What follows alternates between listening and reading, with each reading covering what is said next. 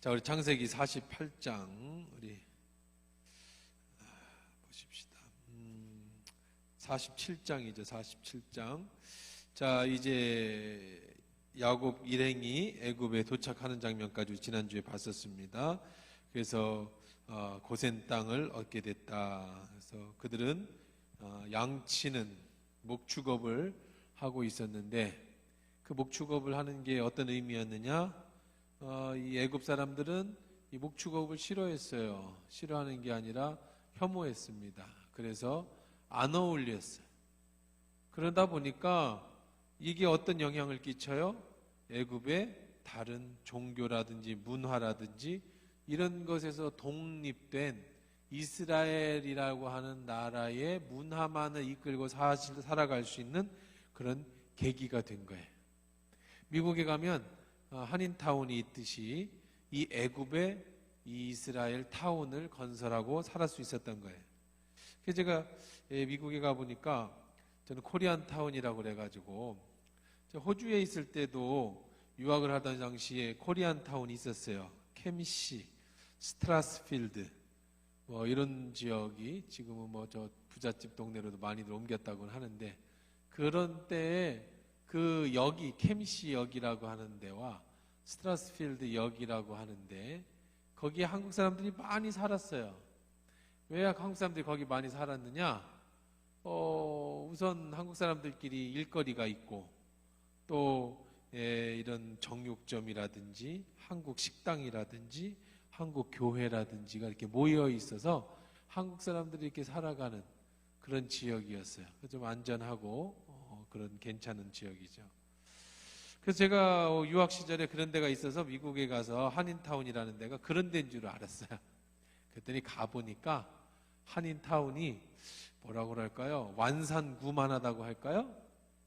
그러니까 뭐 한인타운 안에 뭐 버스가 몇 정거장이 있는 거예요.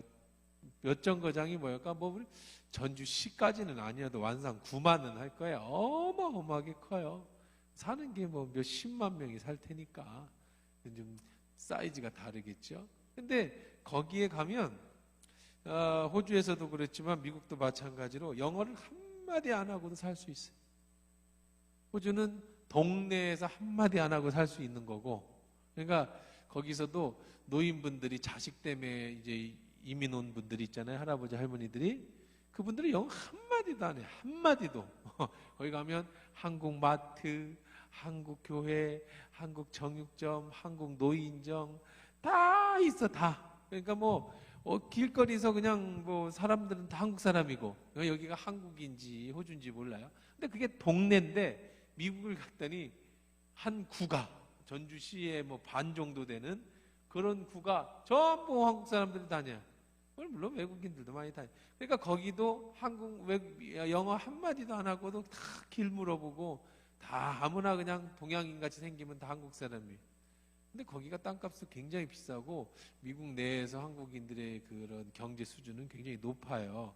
저쪽에 다른 뭐 중국이라든지 아니면은 저쪽에 밑에는 그 멕시코라든지 이런 사람들보다, 물론 차이나타운하고는 이제 상대가 안 되고, 차이나타운은 뭐 그런 전주시만 뭐 말 하나 약간 차이나타운하고는 상대가 안 되지만, 그래도 코리안타운이 그래.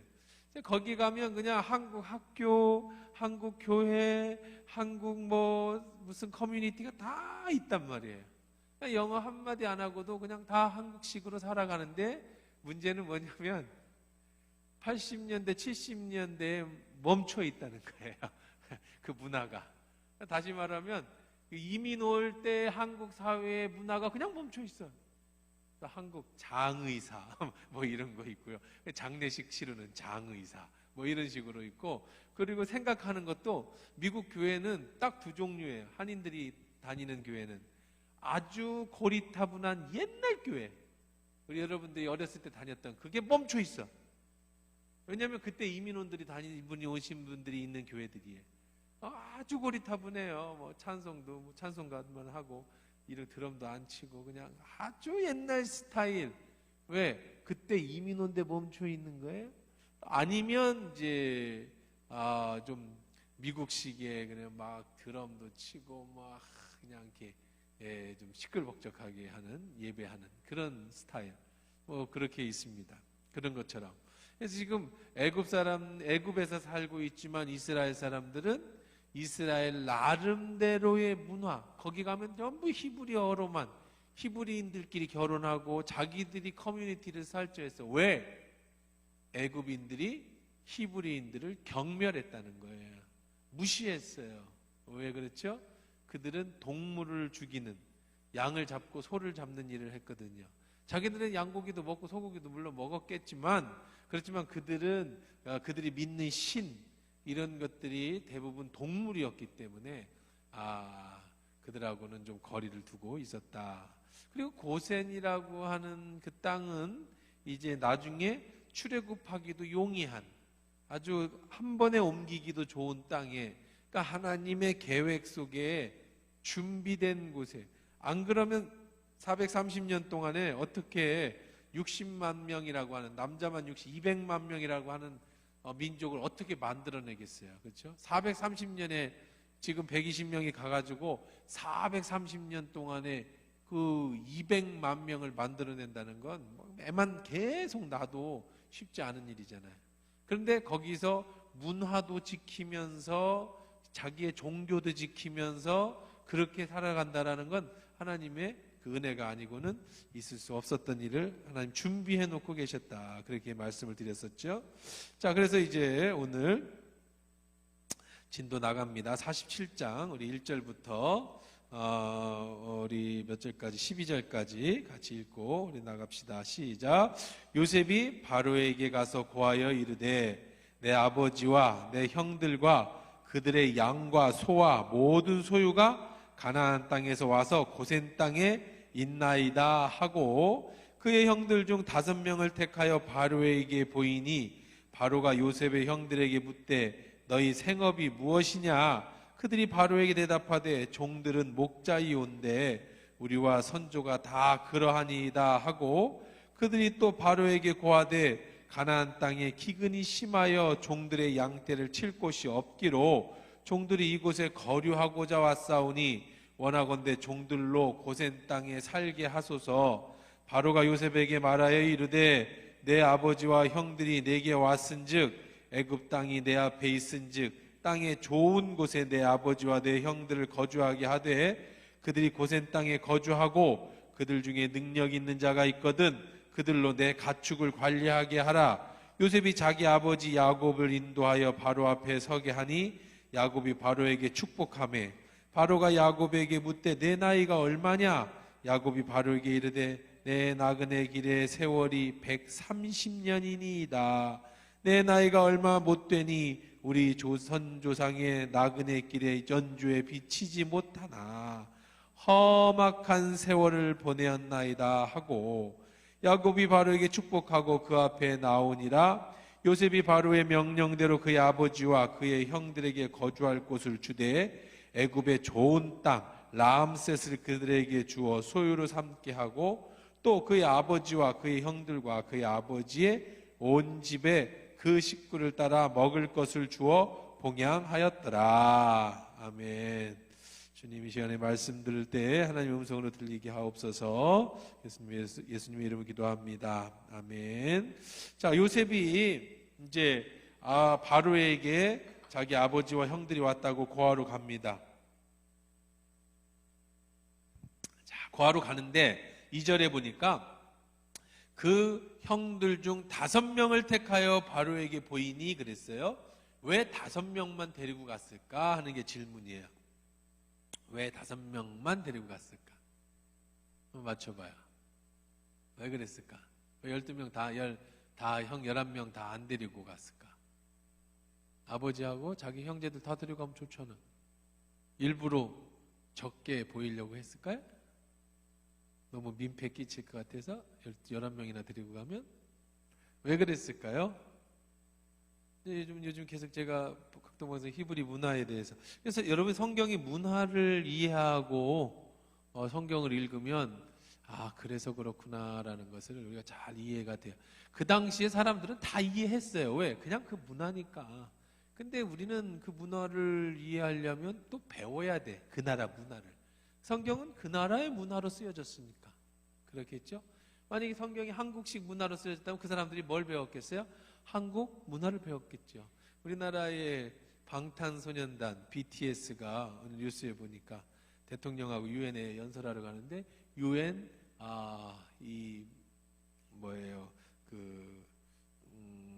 여권 유엔 여권 가지고 유엔 전용 이렇게 비행기를 타고 가나 어쩌나 그래서 유엔 여권 가지고 간다.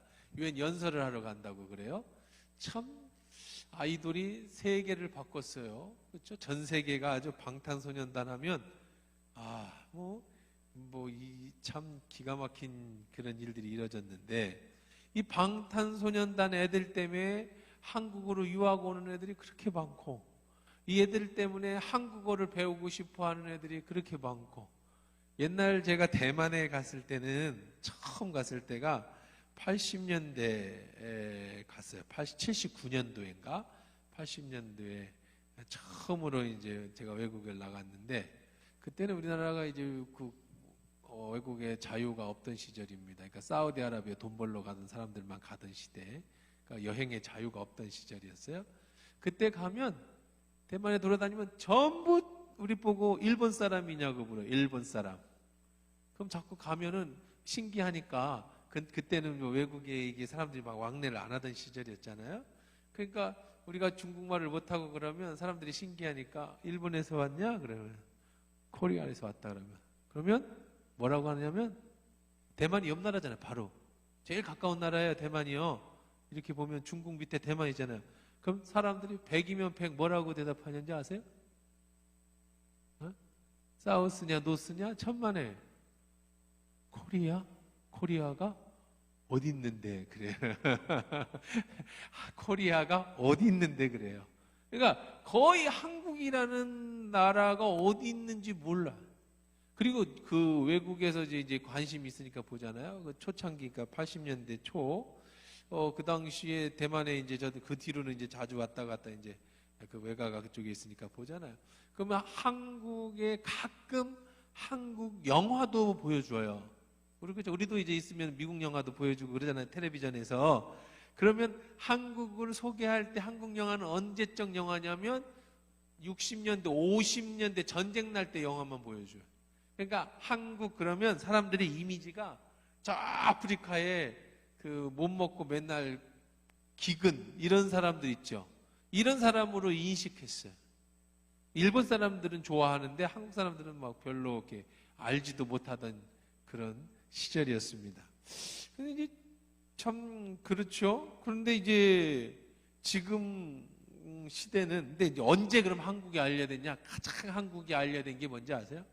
전 세계에 한국을 알린 가장 큰 사건. 에? 크게 마스크 안 써가 무엇인지 못하네. 88 올림픽. 아시안 게임은 그래도 아시안에서 좀 알려준 전 세계에 코리아라고 하는 걸 알려준 게 88 올림픽이에요. 참 대단한 거였어요. 사실 올림픽이 이 나라의 어떤 획을 긋는 사건이었어요. 88 올림픽 이전에 한국은 저 미개한 나라, 아주 가난한 나라, 이런 나라에다가 올림픽을 하며 전 세계에 대한민국을 소개할 때 한강의 기적을 일으킨 나라. 그러면서 또 아시아에 여러분 생각나세요? 아시아에 뭐 여섯 용이다, 다섯 용이다 막 그래갖고 싱가포르, 홍콩, 한국 이렇게 일본은 이미 그 당시에 뭐 전 세계적으로 알고 있었던 시절. 그렇게 이제 막 이 아시아의 한국이라는 나라가 막 이렇게 알려지고 그러다가 이제 뭐 지금은 이 방탄소년단 이 한국 아이돌이 전 세계를 다 받고 나서 이제는 한국어를 공부해. 그래서 또 어디에 나가면 한국어로 인사하는 사람들이 정말 많으니까 외국어를 공부하고 싶으면 동양하면 한국어를 그렇게 공부하고 한국에 오고 싶어 해서 이런 대학들은 중국 애들 이런 동남아시아뿐만 아니라 전 세계 애들이 왜 한국으로 유학을 오느냐? 이 방탄소년 그 문화 때문에. 그러고 나서 지금 이제 한국은 전 세계에서 발전된 문화를 이렇게 쭉 살펴주고 그러던 시대였잖아요.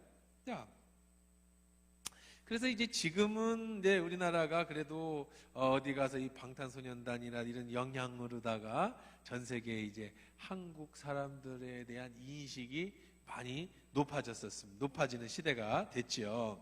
자, 그러면 이제 다시 한번 제가 그 문화라는 얘기를 이제 하다가 그렇게 우리가 잠깐 새 나갔는데, 그러면 문화적인 측면에서 생각을 해봅시다. 왜 5명만 데리고 갔느냐? 왜 5명만 데리고 갔느냐면은요, 이 애굽 사람들은 5이라는 숫자를 좋아했어요. 5라는 숫자를 좋아해. 이게 행운의 숫자예요.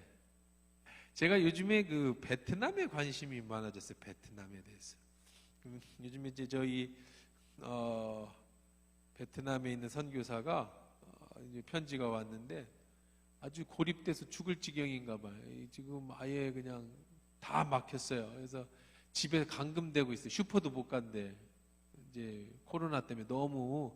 얘들은 참, 베트남이라는 나라는 돈도 없어서 그렇고 이 참 아직까지 개발이 안 돼서 그럴 수도 있겠지만, 이 베트남은 정말 옛날 우리식으로다가 그냥 뒷돈 받고 뭐 나라가 일을 안 해. 그냥 다 그걸로 먹고 살아가는 참 좀 낙후된 민족이죠. 그러다 보니까 나라에서 백신을 안 하는 거예요. 나라는. 그리고 그냥 기업에다가 니들이 그 공장 돌리려면 니들이 백신 갖다가 맞춰라. 그러니까 자꾸 삼성이니 뭐 이런 데다가 자꾸 백신 갖고 와서 맞춰서 공장 돌려라 그러는 거거든요. 좀 발빠르게 백신을 구입해가지고 백성들을 맞춰야 되는데 이게 안 되니까, 그러면 안 되면 어떻게 하냐? 봉쇄. 지금 꽉 베트남이 그냥 꽉 막혀가지고 지금 뭐 꿈쩍도 못해서, 제가 이제 베트남에 대해서 그 선교사 때문에 이제 자꾸 상황 좀 알아보고 그래서 이 베트남을 좀 조사를 해보니까 베트남의 문화가 재미있는 문화가 있어요. 베트남의 문화에는 사진을 찍을 때 사진 찍어달라고 하잖아요. 관광지에 가면 사진 좀 찍어주세요 그러잖아요. 그러면 반드시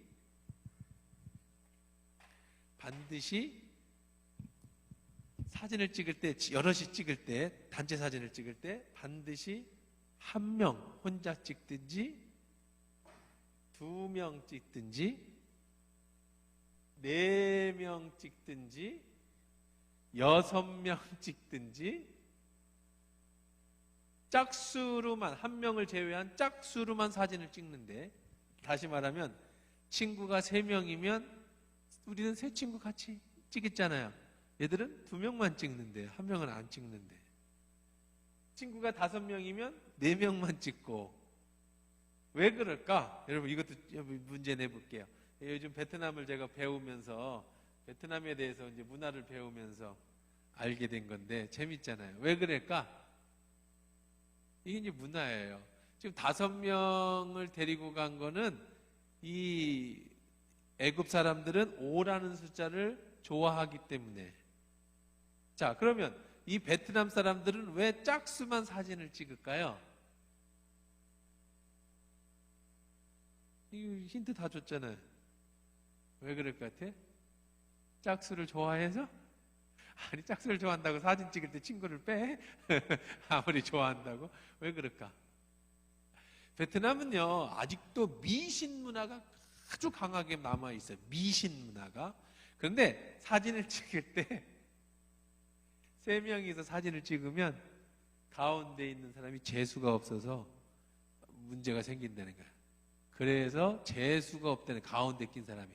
5명이 사진을 찍으면 이 사람이 재수가 없어지는 거야.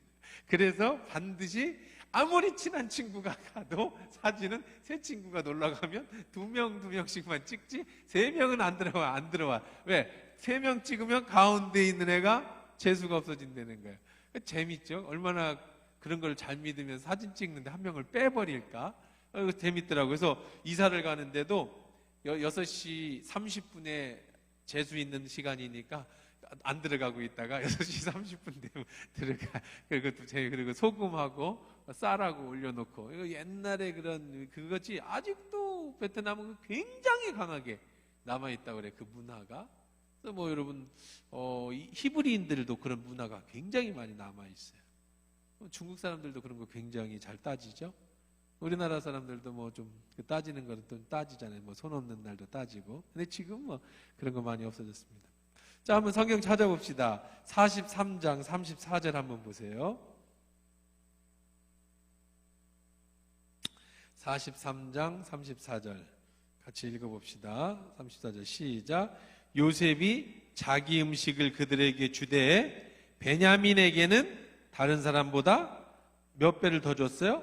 5배나 그들에게 더 주고. 또 보십시다. 45장 22절 또 읽어볼게요. 22절 시작. 또 그들에게 다 각기 옷 한 벌씩을 주되 베냐민에게는 은 300과 옷 5벌을 주고. 그러니까 5라고 하는 숫자는 아주 이쪽 사람들에게 있어서 굉장히 행운의 좋은 숫자이기 때문에 형들이 지금 몇 명임에도 불구하고 동생 빼고 10명임에도 불구하고 몇 명만 추려 갖고 갔어요? 5명만 데리고. 주도 면밀하게 야곱이 그 형들에게 그 바로를 만나는 장면이 나옵니다. 자, 그 다음에 이제 바로에게 말했죠. 자, 어디 살겠다고? 고생에 거주하게끔 해달라고 얘기하라. 그렇게 얘기를 했습니다. 자, 그래서 4절에 보니까 그들이 또 바로에게 고하되 가나안 땅에 기근이 심하여 종들과 양떼를 칠 곳이 없기로 종들이 이곳에 자, 뭐 하러 왔다고 그럽니까? 거류증. 거류라는 것은 살기 위해 오는 게 아니라 뭐 하기 위해 왔어요? 잠깐 머물기 위해. 사는 사람은 뭐라고 그래요? 영주. 자, 거류권하고 영주권은 달라요. 거류증명서는 잠깐 사는 이방인이 산다라는 뜻이고, 영주는 영원히 거주한다는 뜻이잖아요. 영주. 그러니까 영주 다음에가 뭐예요? 완전히 나가 이 나라 사람 되겠다 하면 시민. 그래서 거류권, 영주권, 시민권인 거예요. 해외 나가면. 그래서 해외 그 전에는 뭐 여행이죠. 여행. 한번 여행 가는 거는 괜찮아요. 여행 가는 거는 뭐 상관없어. 놀다 가는 거니까. 근데 어디에서 한 달이고 두 달이고 산다 그러면 그 지역 경찰서나 출입국 사무소에 가서 뭐를 신청해야 돼? 거류증을 신청해야 돼. 네, 제가 일보로 여기 와서 몇 달 있다 가겠습니다. 근데 내가 장사도 하고 사업도 하겠습니다. 그러면 영주권을 신청하죠. 내가 국적을 포기하고 이 나라 시민이 되겠습니다 하면 뭐를 신청해요? 시민. 근데 지금 우리는 뭐 하러 왔다고요? 영주하러 왔다고? 이 나라 백성 되고 싶어 왔다고? 뭐 하고 싶어 왔다고요? 거류. 자, 우리는 잠시 여기 살다가 어디로 갈 거예요? 다시 가나안으로 돌아갈 겁니다. 이들의 사상은요, 히브리인들의 사상은 올 때부터 살려고 온 게 아니죠. 왜 그랬다고요? 아브라함을 통해서 주신 뭐예요? 약속의 땅이에요. 그럼 땅이 왜 그렇게 중요해? 제가 자주 수요 예배 때 말씀드리는데 여러분들에게 또 알려드릴게요. 많은 사람들이 참 이걸 잘 몰라요. 성경에 흐르는 중심 주제 중에 하나인데도 많은 분들이 이걸 가르치지 않고 배우지를 못한 경우가 하나 있는데 뭐냐, 그게 그냥 막연히 알고 있는 것이 하나님 나라라고 하는 하나님의 통치라고 하는 이 개념을 사람들이 잘 몰라. 그래서 제가 설교에도 많이 얘기하고 수요일에도 많이 얘기를 하죠. 하나님의 통치, 하나님이 다스리는 나라. 그래서 그 하나님의 다스리는 나라를 처음 시도한 게 뭐였어요? 그게 사사예요. 사사. 여기에서 이 지금 보세요. 제일 처음에 나라라고 할 수가 없어요. 왜요? 처음에는 족장입니다. 족장. 족장은 나라라고 할 수 없죠. 이건 뭐예요? 족장은 그냥 시족이에요. 시족. 몇 명 안 돼. 100여 명. 그렇죠? 시. 자, 여기는 무슨 시예요? 조상이. 김씨예요? 박씨예요? 아씨예요. 아씨. 아브라함. 그냥 농담으로 아씨라고 한 거예요. 아브라함이 뭐예요? 시족이라고요. 그렇죠? 그 다음에 이제 이 족장 시대가 누구 때까지 이어지죠? 요셉 시대까지 우리 성경에서 나오죠. 아브라함, 이삭, 야곱, 요셉. 자, 이 족장 시대가 이제 끝나면서 우리가 지금 배우는 거예요. 뭐죠? 지금 고센 땅에서 뭐를 만들어요? 지금 나라를 이루어야 돼요. 이제는 시에서 뭘로 발전하는 거예요? 나라로 발전하는 거예요. 나라, 대한민국. 나라에는 여러 씨가 있죠. 김씨, 박씨, 이씨, 최씨. 자, 그래서 여기는 12씨가 있어요. 12지파에, 13지파의 씨가 있어요. 그 12지파가 바로 아브라함, 요셉, 여기 있는 이스라엘. 그렇죠? 야곱이죠. 야곱의 이름 이스라엘의 몇 아들? 12아들 플러스 요셉의 2아들. 요셉을 빠지고 요셉의 2아들. 요셉의 2아들까지 해서 총 13아들의 씨가 생깁니다. 하나는 그 중에 왜 12지파인데 13지파냐? 한 지파는 무슨 지파예요? 레위 지파. 빠지잖아요. 12지파가 땅을 분배하고 레위 지파는 제사장 지파란 말이에요. 자, 그래서 이들이 뭐를 이루어요? 나라를 이루어요. 나라가 이루어지려면 세 가지가 필요하죠. 뭐죠? 국민, 영토, 주권. 이것이 나라를 이루는 세 가지의 3요소입니다. 자, 국민은 여기서 말하는 13지파가 이루어요. 그렇죠? 13지파가 이룹니다. 지금 그러니까 이 뒤에 부분, 요셉 이 뒷부분, 오늘부터 읽는 창세기 47장 이후로는 이제 이 요셉 아들 12를 포함해서 어떻게 지파가 형성되어지는가에 대한 얘기가 나올 겁니다. 그러고 나서 이제 요셉이 죽고 430년, 요 사이가 430년이에요. 족장에서 나라로 발전하는 기간이 430년이에요. 이 430년 동안에 국민이 몇 명으로 불어난다고요? 60만 명. 근데 다 합치면 남자만 건강한 전쟁에 나갈 수 있는 남자만 60만 명이었어요. 그러면 노인과 어린아이를 합치면 최소한 몇만 명? 200만 명. 200만 명이면 나라 만들 수 있죠. 200만 명이면 나라 하나 만들죠, 뭐. 그렇죠? 근데 200만 명만 있지는 않았어요, 사실은. 13지파만 있는 건 아니었어요. 이 잡족들도 그냥 거기 들어가서 받아주면 귀화하면 그 지파가 되기도 했어요. 그래서 출애굽할 때 장정만 60만 명이 나갔다고 했지만 사실 성경에 읽어보면 같이 살던 종들 있죠. 그 같이 살던 종들도 따라 나온 종들이 많아요. 다른 뭐 아프리카 사람 뭐 사방팔방 나중에 귀화하고 그들이 이제 종교를 개종하면 누가 될 수 있는 거예요? 이스라엘 지파가 될 수 있는 거예요, 백성이. 그래서 이 국민은 200만 명의 백성을 만들었어요. 영토는 어디예요? 땅이 있어야지, 땅. 영토는 어디예요? 영토는 어디? 가나안. 왜 그렇게 집착하느냐? 왜 우리를 거주하러 왔다고 했느냐? 영토가 어디니까? 가나안. 왜 가나안이어야 돼? 하나님이 족장, 믿음의 조상 아브라함에게 얘기했어요. 가나안 땅을 너에게 주겠다. 내 백성을 가나안에 주겠다. 그래서 땅은 어디서부터? 다네에서부터 부엘세바까지. 여기가 이스라엘의 땅이다. 단은 우리가 새벽기도 때 단지파의 이동, 지금 배우고 있죠? 단지파가 이제 이동하고 있어. 땅을 못 찾아갖고 올라가. 그래서 꼭대기에 올라가면 단. 그리고 맨 밑에 블레셋 밑에 경계가 부엘세바. 여기까지가 영토입니다. 자, 그 다음에 주권은 누구에게 있어요? 대한민국의 주권은 국민에게 있지만 이 하나님의 나라의 주권은 누구에게 있어요? 하나님에게 있어요. 그래서 무슨 나라라고 하는 거 이름이? 하나님의 나라, 대한민국이라고 안 하고 하나님의 나라라고 하는 이유는 주권은 누구에게 있으니까 하나님의 나라에게 있어요. 그럼 국민들은 이 나라라는 것도 그렇죠. 공산주의, 뭐 사회주의 그러잖아요. 공산주의의 주권은 공산당에게 있어요. 공산당이라고 하는 공산당. 그 이제 여기에는 하나님의 주권이 어디에 있으니까? 하나님 나라에 있으니까 하나님이 통치하는. 그 국민은 뭐 하면 돼? 하나님의 통치에 순종하기만 하면 되는 거예요. 순종. 그러면 하나님에게 주권이 있으니까 투표권 없어요. 왜 투표권이 없죠? 하나님이 선택해요.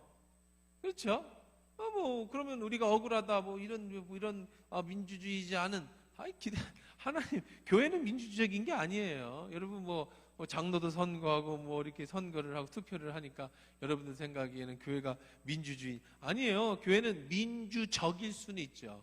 우리의 의견을 얘기해서 그것이 우리에게 어떤 공동체를 이루는데 그것도 필요합니다. 모세가 이들 외에 제안을 받아들여서 10부장, 50부장, 100부장을 만든 것처럼 민주적일 필요는 있지만 민주주의는 아니에요. 교회는 누구주의예요? 하나님이에요. 신본주의. 하나님의 말씀에 우리는 옳다 그르다 투표할 수 없어요. 우리는 뭐 하게 돼 있어요? 순종하게 돼 있어요. 그래서 하나님의 뭐를 만들고 싶었어요? 하나님의 나라를 만들고 싶은 거예요. 그래서 이 나라가 이루어진 게 어디냐면은 바로 사사시대예요. 사사기. 왜? 그때 하나님이 누구를 통해서, 사사를 통해서 이스라엘의 나라를 다스렸어요. 그런데 이제 사사기 때 이런 흐르는 중심 주제가 뭐냐면, 그때는 왕이 없으므로 각자 자기 소견에 옳은 대로 행했다. 왕이라는 게 뭐예요? 주권, 가지고 있는 권력을 가진 주권. 원래 누가 왕인데? 하나님이 왕인데 하나님이 안 계셔. 왜 하나님이 안 계세요? 사람들이 너무 우상을, 이 가나안 땅에 들어가서, 영토에 들어가서 어떻게 하라고 그랬냐면 다 내쫓으라고 그랬어요. 근데 못 내쫓았어요. 같이 살았어요. 그랬더니 그들의 문화, 계속해서 문화 얘기하죠. 애굽에서 하나님이 이스라엘 백성들의 문화를 지키기 위해서 이 애굽 사람들이 이스라엘을 혐오시켰죠. 나중에 혐오하다 못해서 이제 나중에 종으로 삼고 거기에서 이제 탈출하긴 했지만, 하지만 이때는 혐오가 아니에요. 못 내쫓아 보니까 같이 살게 되다 보니까 하나님이 아닌 뭐를, 우상을 받아들이기 시작했죠. 그러니까 하나님이 역사하실 수가 없게 됐어요. 하나님이 말씀 안 하시는 시대, 자기 소견에 옳은 대로 하는 시대. 그 다음에 이 시대가 지나서 이제 사울의 시대가 지나고 마지막 사무엘이 사사가 끝나고 그 다음에 누구 시대가 오는 거예요? 무슨 왕이 시대가? 하나님이 순종하는 왕이지만 누구? 다윗 왕 시대가 오는 거예요. 그러면 이 다윗은 국민이 선택한 왕이냐? 아니죠. 처음에 하나님이 생각했던 이 시대, 가장 바람직하고 보편적으로 하나님이 생각하는 나라가 어느 때 드디어 이루어진 거예요? 사사시대가 끝나고 다윗 왕의 시대. 물론 이 중간에 어설픈 사울이라고 하는 사울 왕이 있긴 했어요. 사울 왕은 하나님이 선택하긴 했지만 이게 어설퍼요. 사사와 짬뽕이 돼가지고 인간의 생각과 하나님의 생각이 막 뒤죽박죽이었어요. 그런데 이제 완벽하게 인간의 생각을 제거하고 하나님의 뜻을 찾는 누구? 다윗이 왕이 되는 다윗 왕의 시대가 왔습니다. 자, 그 다음에 이제 분열 왕국이 되고 오늘날 지금 이런 시대가 왔습니다만, 이게 왜 중요하냐? 이게 왜 중요하냐면, 지금 계속해서 창세기, 출애굽기, 레위기 모든 것을 볼 때 왜 이스라엘 백성들이 우리는 거류하러 왔다고 했는지, 왜 하나님은 고센 땅에 그들을 키워와야 했는지, 그들이 왜 출애굽을 해야 했는지, 이건 다 뭐 하기 위한? 하나님의 통치를 이루는 하나님의 나라. 이게 왜 중요하다고 그랬어요? 이게 왜 중요해요? 결국은 지금 신약 시대에 다시 하나님이 통치하는 하나님의 나라, 완성된 다윗 왕의 시대가 끝나고 분열 왕국의 시대가 끝나고 그 다음에 이제 예수 그리스도의 시대가 왔어요. 그 다음에 오는 마지막 나라, 하나님의 나라는 어디예요? 그 통치가 완전히 이루어지는 마지막, 그 끝은 어디예요? 거기가 천국이에요. 천국. 하나님 나라, 하나님이 다스리는 천국. 그러면 결국은 우리가 이런 걸 왜 배워야 하느냐? 우리가 왜 성경을 배워야 하느냐? 성경의 중심 핵심이 뭐냐? 우리가 지금 뭐를 준비하고 있어요? 마침내 완성될 하나님의 나라예요. 마침내 우리가 들어가게 될 하나님 나라의 백성으로서 이 땅에서 우리는 뭐 하고 있는 거예요? 이걸 지내고 있는 거예요. 이거를요.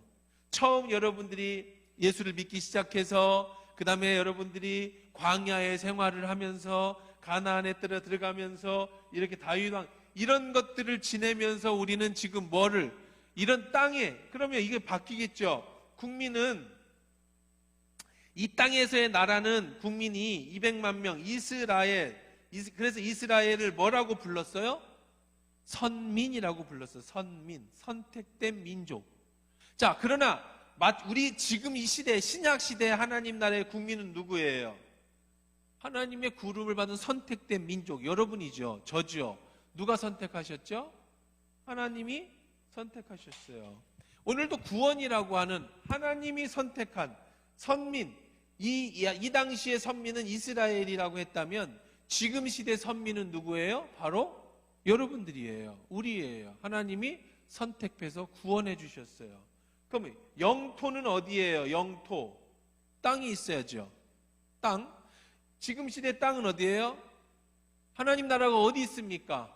여기 있다 저기 있다도 말이에요. 어디에 있다? 하나님의 나라는 내 마음에, 우리의 마음에 하나님 나라가 시작되어졌어요. 영토는 어디예요? 그러니까 가나안이 아니고 지금 신약 시대예요. 영토는 우리의 마음이에요. 그러면 눈에 보여지는 영토는 없습니까? 있지요. 언제?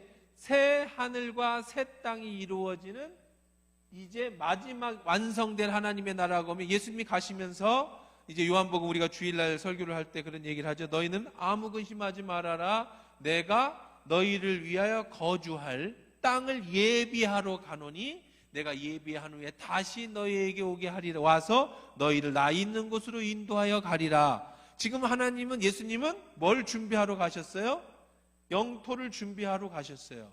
그렇다면 영토가 마침내 이루어진 하나님의 나라에서의 영토, 우리가 들어갈 천국이지만, 그러나 아직 안 들어갔으니까 우리는 어디에 있다고 표현하는 거예요? 영토에 못 들어갔으니까.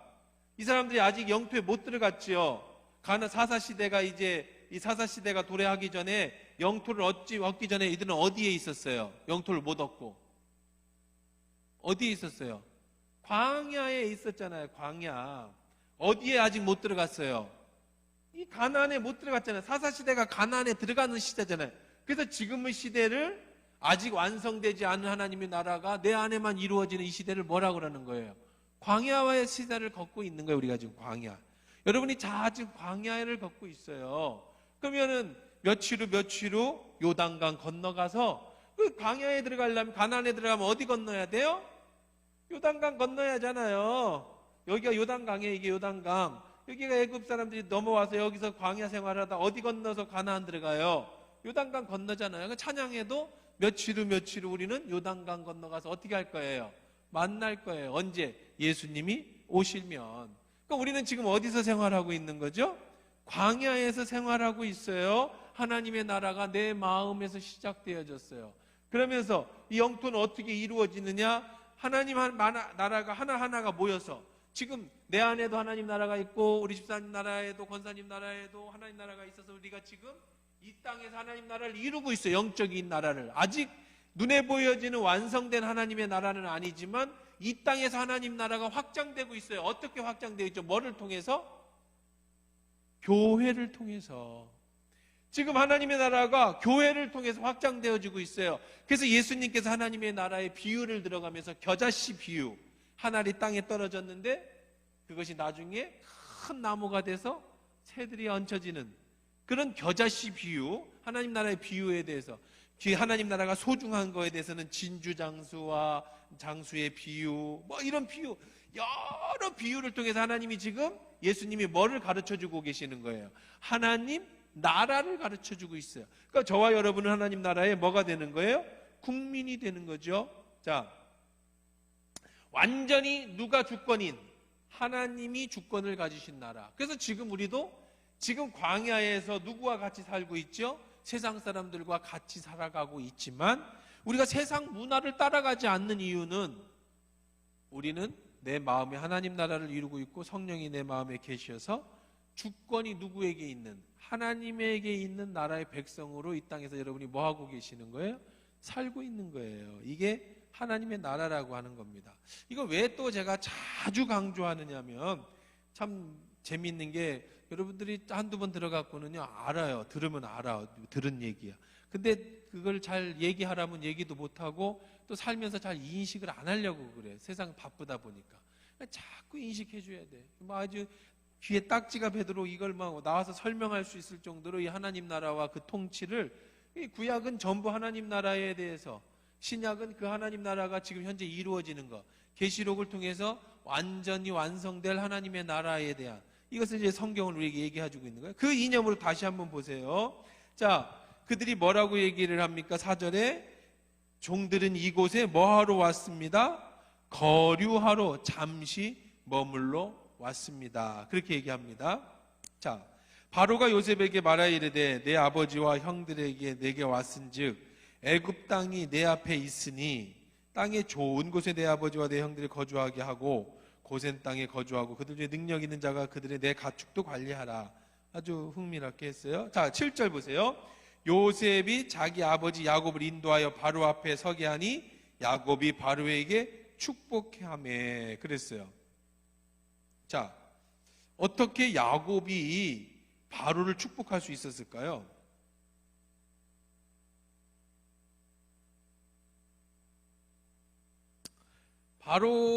야곱이 바로를 축복할 군번인가? 지금 먹을 거 없어갖고 노인네가 간신히 살겠다고 구걸하러 왔는데 지금 바로는 누구예요? 애굽의 왕인데, 아니 바로가 바로는요 그 당시 신이에요. 신, 살아있는 신, 파라호. 여러분 바로 그러면 파라호예요. 파라호. 바로는 이름이 아니고 황제라는 뜻이에요. 왕이라는 뜻이에요. 그래서 파라오, 람세스 2세 이게 이름이고, 그런 모든 사람들은 전부 뭐라고 불렀냐면 바로라고 부른 거야. 파라호. 이 뜻은 살아있는 신이라는 뜻이에요. 근데 살아있는 신이 어떻게 이 노인네한테 축복을 받았을까? 그는 어떤 의미였을까요? 자, 그때는요 문화가, 제가 가끔씩 저는 말씀드리면 전쟁은 신들의 전쟁이에요. 지금 요셉이 사실은 애굽에서는 천대받는, 좀 미안한 얘기지만 우리 지금식으로 말하면 어디 동남아 어디 이렇게 돈 벌러 온 노예, 막 지금 같은 이주민 노동자 정도가 아니라 어느 정도예요? 막 이렇게 노예로 잡혀온 그 정도의 신분이에요. 요셉이. 그런데 요셉이 총리까지 될 수 있었던 것은 무엇이라고 생각했어요? 이 바로는 요셉의 하나님, 그의 신이. 그런데 그 신이 선택한 요셉의 아버지, 족장, 그러니까 신과의 신의 만남, 거기서 바로는 요셉에게 머리를 숙여서 축복을 받습니다. 그건 이제 본인이 아는 거죠. 자기가 이름이 신이라고 하지만 자기가 신이 아닌 게 알잖아, 자기는. 근데 진짜 신을 만난 거야, 진짜 신을. 그래서 이제 축복을 받습니다. 자, 그래서 이제 인사를 했다라는 거죠. 축복을 해줬다라는 겁니다. 자, 그래서 바로가 야곱에게 묻습니다. 내 나이가 얼마냐? 어르신, 연세가 어떻게 되셨어요? 라고 물었겠죠. 내 나이가 얼마냐? 야곱이 바로에게 하려되 내 나그네 길의 세월이, 자, 뭐라고 자기 표현을 해보는가 볼까요? 나그네 길의 세월이 130년이니이다. 내 나이가 얼마 못 되니 우리 조상의 나그네 길의 연주에 미치지 못하나 험악한 세월을 보내었나이다. 자, 아브라함은 175세, 그렇죠? 이삭은 180세. 근데 야곱은 비실비실 130세예요. 자, 그런데 그거는 그렇다 쳐요. 그런데 뭐라고 얘기를 하냐면, 뭐라고 얘기하죠? 내가 어떤 인생을 살았다고 그랬어요? 험악한 세월을 보내었나이다. 험악한 인생. 자, 야곱의 험악한 인생. 왜 야곱은 자신을 험악한 인생이라고 얘기했을까요? 야곱의 인생을 오늘 우리 시간 다 됐지만 간단하게만 한번 살펴보도록 합시다.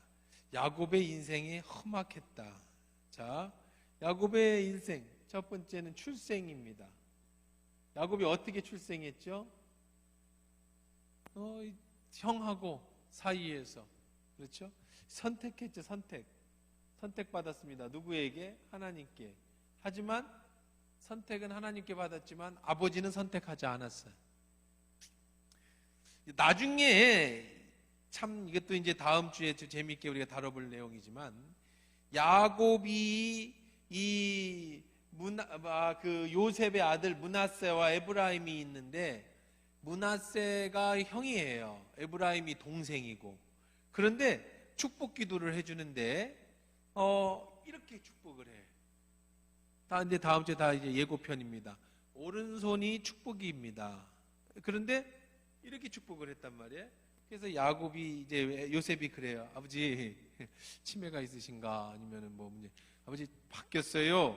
그랬더니 나도 안다. 그러면서 생각을 바꾸지 않고 축복을 그대로 해줍니다. 그래서 이 축복대로 므낫세는 형이지만 에브라임에게 못 미치고 에브라임이 장자권을 갖게 됩니다. 자, 그런데 왜 그렇게 했느냐? 다음 주에 제가 그 결론에서 말씀을 드리겠습니다만은 하나님이 가르쳐 주셨어요. 누가 장자인지. 자, 요셉도 하나님이 분명히 뱃속에 있을 때 리브가에게 얘기했다고요. 누가 장자인지. 근데 야곱, 이삭은 끝까지 자기 고집을 부리죠. 그래서 야곱이 아닌 누구에게 장자권을 주고 싶어해. 그렇죠. 근데 엄마는 또 하나님이 자기에게 직접 하신 얘기도 있고 막내가 더 예뻐서 그래서 보니까 출생에서부터 하나님의 선택을 받았지만 험악한 인생의 시작이 여기서부터 시작을 하게 됩니다. 자, 그 다음에 이제 고통 속에서 살다가 이제 아버지를 속이고 이제 그 다음에 어떻게 해요? 장자의 명분을 뺏어서 어떻게 합니까? 하란으로 도망을 갑니다. 하란에서의 삶. 하란에서의 삶 역시 어땠어요? 고통스러웠어요. 왜? 여자들의 싸움. 그냥 부인 둘 얻었어. 자기가 얻으려고 한 것도 아닌데 그 삼촌 라반이 사기치는 바람에 여자를 둘 얻었는데 하나도 힘든데 둘을 얻었으니 얼마나 힘들었겠어요. 근데 이 둘이 맨날 싸워. 뭐 갖고 싸워? 사랑받고 싶어가지고. 그러니까 첩을 하나씩 더 가져다가 넷이 됐어요. 여자가. 둘도 힘든데 여자가 4명 돼서 사랑받겠다고 그냥 서로 시기하고 질투하고 그래서 막 그런 것도 힘든데 그것도 힘들지만 또 라반과 그 처남들 그들이 계속 아버지의 재산을 뺏어가는 야곱을 가만 안 잖아요. 그러니까 이 하란의 인생도 쉬웠어요, 안 쉬웠어요? 절대 쉽지 않았어요. 그 다음에 돌아오는 길에서 형 에서를 만나야 되는 그때 다리까지 부러지죠. 환도뼈까지 부러지면서 그 참 천사와 씨름을 합니다. 자, 이제 여러분 생각하기에 야곱이 어떤 인물인가? 자기가 그래. 그냥 뭐 지금 바로가 너 몇 살이냐고 물었더니 나이만 대답하면 돼. 제가 134살입니다. 그럼 될 건데 내 인생 험악하게 살았다고 그런 얘기까지 할 정도로 그냥 머릿속에 인생이 진짜로 이 사람은 어땠다? 인생이 힘들었다. 형 에서 만날 때 그냥 여러분 잘 아는 거 우리 시간이 없어서 끝나면 빨리 넘어가려고 그래. 그 다음에 넘어왔어요. 이제 다 해결됐어. 라반의 문제도 다 해결됐고 재산도 다 가지고 넘어왔고 야복강 건넜고 형도 화해했고 형도 떠났어.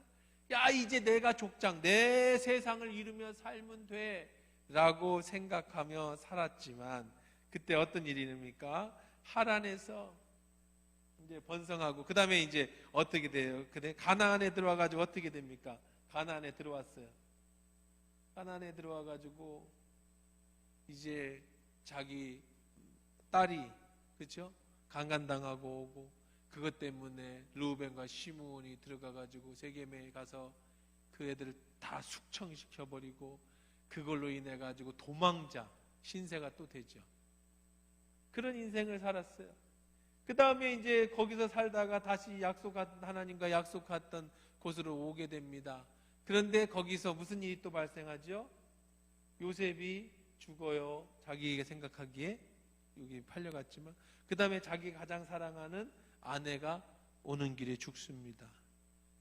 자, 자기 사랑하는 아들 요셉, 자기 부인 죽고 요셉은 팔려가고 자, 그리고 나서 이제 마지막에 6번째 어디로 오게 된 거예요? 이제 애굽으로 내려오게 됐어요. 하루도 편안한 날이 없었네 보니까. 인생이 이렇게 힘들어. 사람은 우리 여러분 이제 다음 주에 조금 더 우리가 더 깊이 있게 한번 보면 좋겠습니다. 시간이 없어서 이제 뭐 맞춰야 되니까 어떻게 해야 돼? 집에도 가야 되니까 이게 좀 길게 하면 좋겠는데, 자 어떻게 하겠습니까? 그렇죠? 세겜에서 살육 당하고 뭐 이런 인생은 그런 거예요. 야곱만 그러겠습니까? 우리 인생도 그런 거예요. 언제 평안한 날이 있어요? 그러니까 결론으로 말하면 그거죠. 다 누구나 죽을 때 되고 인생 돌이켜보면 항상 좋을 때만 있는 게 아니더라. 물론 그럼 이게 다 힘들 때만 있었냐? 그건 아니겠죠. 뭐 엄마 밑에 있을 때 행복했었겠죠. 굳이 다르게 표현하면 뭐 하란에서 와이프 4명 중에 피곤하긴 하지만 그래도 사랑하는 아내하고 애 술술 낳고 자기가 하나님 앞에 기도하면 뭐 흰양 나오고 얼룩막 나오고 재산 불어나고 재미있었겠지요. 그렇죠? 형 만나는 거 힘들긴 했지만 거기서 하나님 만나고 이름도 바뀌고 괜찮았잖아요. 가난에 들어와가지고 이때는 좀 진짜 고생했죠. 애들 때문에, 자식들 때문에. 그 다음에 뭐 요셉 잃어버리고 했지만 사실 이런 큰 아픔이 있었지만 우리 인생이 그렇게 한번 크게 아프다고 해서 뭐 그게 전부로 다 끝나진 않잖아요. 그런 거 과정이죠. 그러니까 이걸 통해서 여러분 어떤 결론을 내야 될까?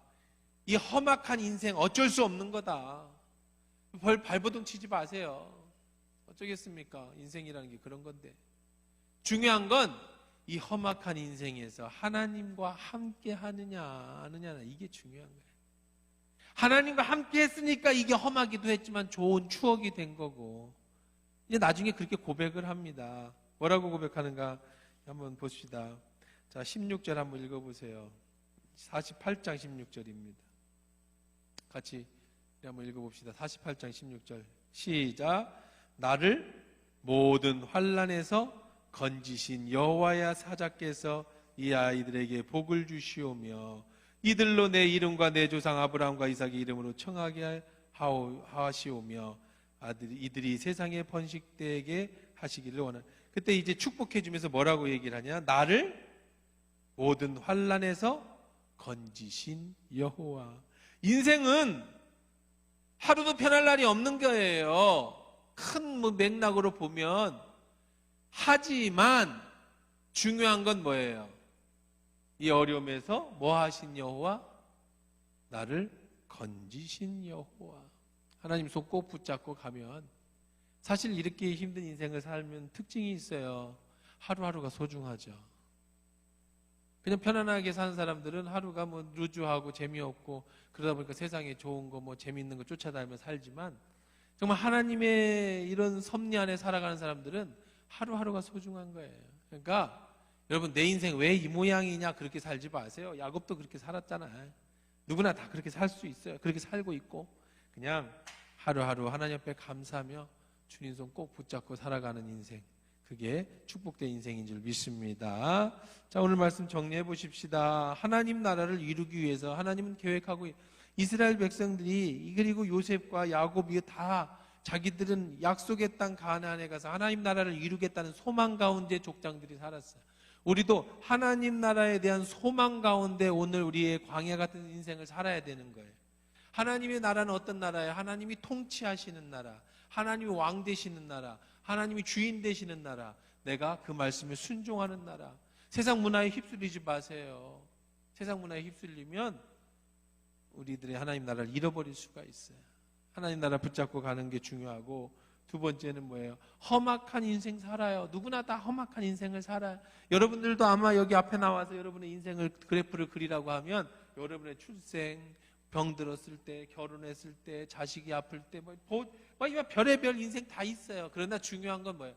그때마다 하나님 손 붙잡고 가면 거기가 하나님 나라고, 하나님이 그때 여러분의 가장 좋은 곳으로 인도한다는 이 사실을 믿음으로 고백하면서 오늘도 여러분 손잡고 여러분에게 맡겨주신 그 나라의 그 길을 걸어갈 수 있기를 바랍니다. 우리 같이 기도하십시다.